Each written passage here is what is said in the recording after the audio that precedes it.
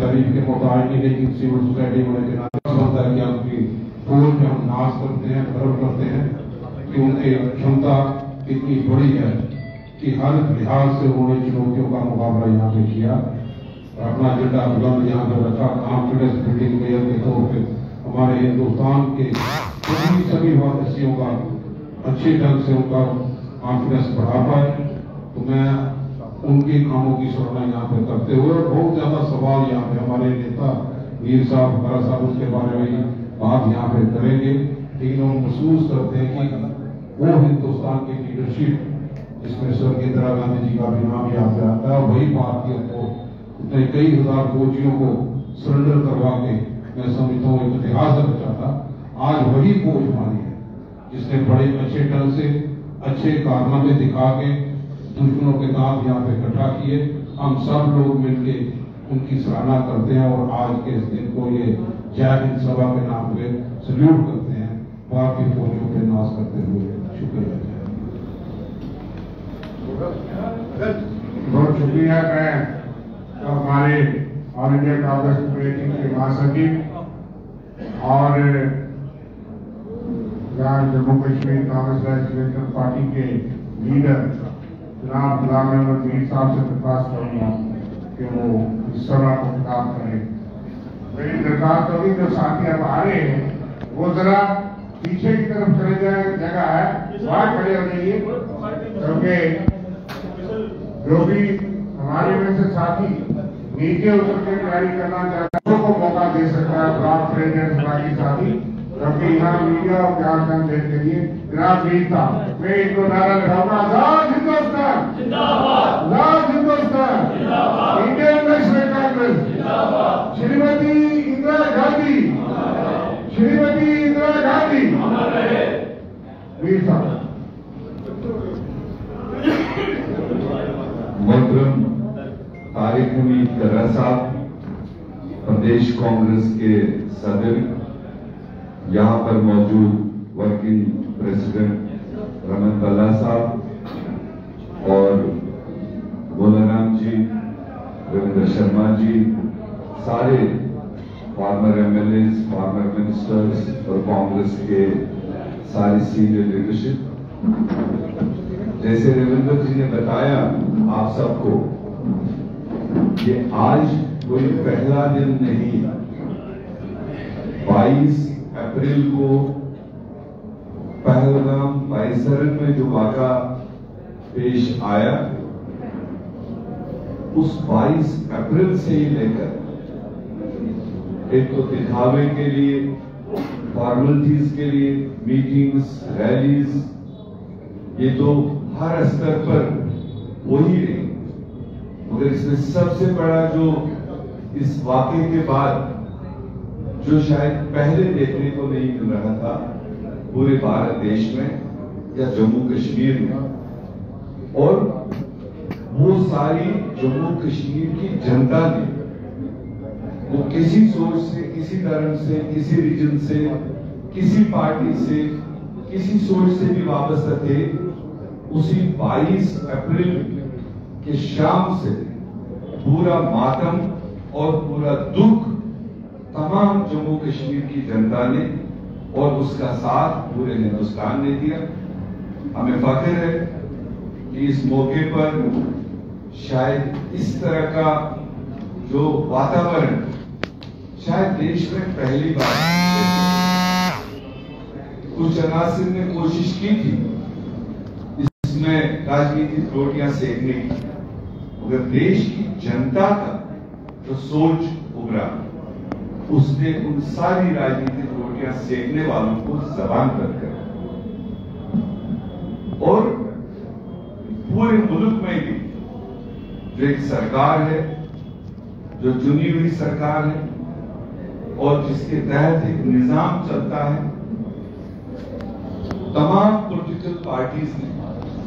जिसमें मैं फख्र के साथ कह सकता हूं सबसे पहली काल 22 अप्रैल के बाद अगर किसी पार्टी ने नेशनल लेवल पर ली तो वो इंडियन नेशनल कांग्रेस ने, वो माननीय खड़गे जी की क़यादत में, राहुल गांधी जी की अगुवाई में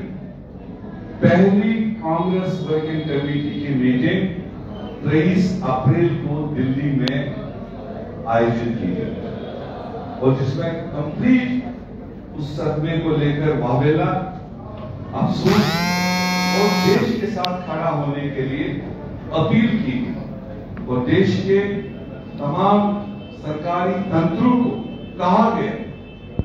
कि दिस शुड बी नाउ और नेवर। बहुत खून बह चुका है और अब कोई ऐसा करारा जवाब, ऐसे इकदाम उठने चाहिए कि मौसम जाने रोज रोज नहीं जानी चाहिए। निहत्थे लोग टेररिज्म के शिकार नहीं होने चाहिए। और उसके बाद ऑल पार्टी मीटिंग्स बुलाई गई। ऑल पार्टी मीटिंग्स नॉर्मली इस सेंसिटिव इश्यू में देश के प्रधानमंत्री को खुद चेयर करनी चाहिए, मगर आप सब ने देखा पहली ऑल पार्टी मीटिंग तमाम देश की तमाम लीडरशिप उसमें गई। हमारे leader of opposition Rahul Gandhi ji खुद गए, leader of opposition in Rajya Sabha खड़गे जी खुद गए, मगर जिनको वहां होना चाहिए था वो नदारद थे। दूसरी ऑल पार्टी मीटिंग बुलाई गई। सब लोग समझ रहे थे कि सिचुएशन जो बनी है उसमें देश को ब्रीफ करना जरूरी है। जब सारे देश ने कोऑपरेट किया, सपोर्ट किया एक आवाज में, तो ऐसे में जो देश चलाने वाले थे उनको भी चाहिए था इंटरनल नीति के बारे में लीडर्स को बताना, बट नहीं। उसके बाद जो हालात 7 मई से 10 मई के दरमियान हुई वो देश के सामने, जहां एक तरफ अपने भारतीय फौजियों सैनिकों को दिल से उनको धन्यवाद, उनको मुबारकबाद और उनको जो भी लफ्ज हो सके वो उनके लिए करते हैं, क्योंकि ये पहला मौका नहीं कि जब भारतीय फौज ने अपना कमाल, अपना कर्तव्य दिखाया। रविंद्र जी ने वो जिक्र किया,